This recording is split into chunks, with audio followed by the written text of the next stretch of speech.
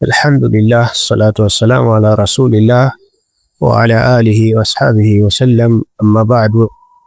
Ikhwani fillah, yaqulu nabiyuna sallallahu alayhi wa sallam, man sama ramadana thumma atba'ahu sittan min shawwal kana kasiyami dahar, yeyote ambaye atakuwa amefunga Ramadhani kisha akaifuatishia Ramadhani na siku sita za Shawwal, kana kasiyami dahar, huyo anakuwa kama vile amefunga mwaka mzima. Mtume sallallahu alaihi wasallam ameyasema maneno haya, na sababu yake ni kwamba waumini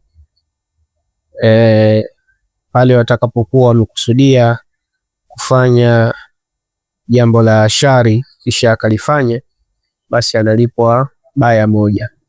Akikusudia kufanya jambo la shari kisha asilifanye hilo jambo la shari, basi analipwa jema moja. Akikusudia kufanya jambo la kheri kisha akawa na udhuru asilifanye jambo hilo la kheri, ulipwa jema moja. Na akiwa amekusudia kufanya jambo la kheri kisha alifanya, ulipwa kwa 10 mfano wake, ya 10 amthaliha, kwa 10 mfano wake. Kwa maana siku 30 za mwezi wa Ramadhani mara 10 ni 300, jumla inakuwa siku 300, na siku 6 za Shawwal mara 10 inakuwa ni 60, kijumlisha kule inakuwa siku 360, mwaka tayari umetimia. Kwa hiyo inakuwa ni kama funga ya mwaka mzima, na hiyo ndiyo sababu yake. Sasa funga ya 6 Shawwal, siku 6 za mwezi wa Shawwal, kiangalia hadithi ya Mtume sallallahu alaihi wasallam amesema thumma atba'ahu sittan min Shawwal, kisha akafuatishia siku 6 za mwezi wa Shawwal.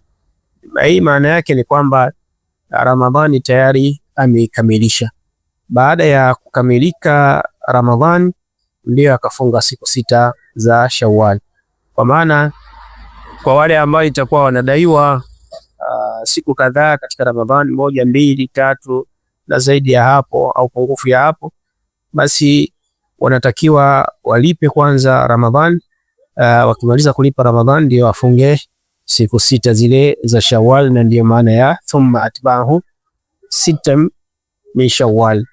Na hizi siku 6 unaweza ukazifunga mfululizo 6 zote kwa pamoja, unaweza ukazifunga kwa kukatakata, lakini inachotakiwa almuhimu ziwe ndani ya mwezi wa Shawwal. Barakallahu fikum wa jazakumullahu khairan.